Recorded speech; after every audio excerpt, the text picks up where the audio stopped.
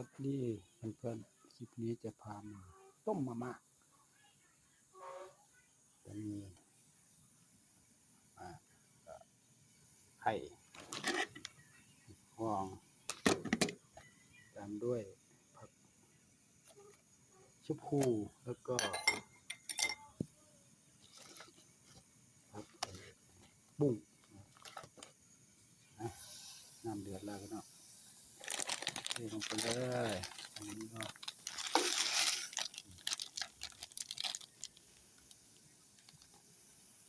รอสักพักปลาปิดไปใส่ไว้อย่าหาปลาปิดก่อนนะ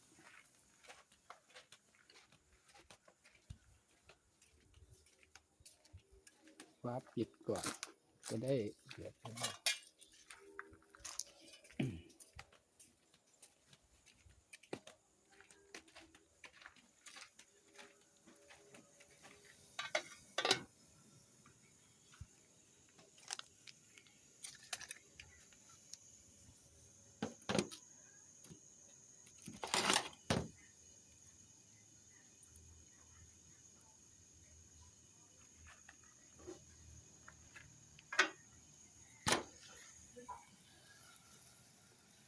เครื่องปรุงลงไป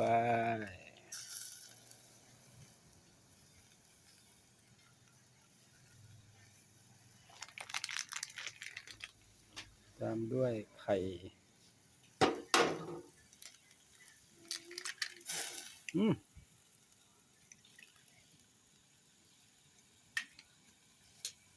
ไม่ต้องตีได้พี่น้องเลยไม่ต้องตีไข่นะปล่อยเลย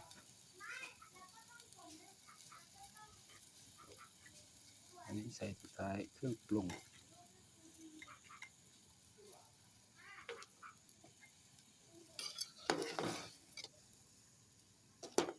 ขายทีละใบชะพลูลงไปปึ๊บ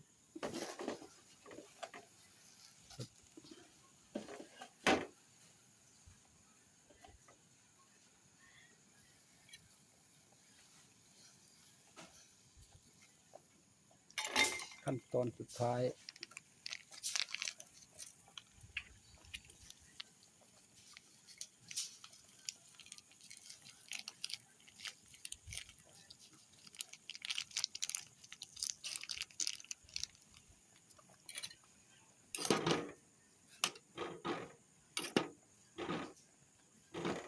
เรียบร้อยครับผ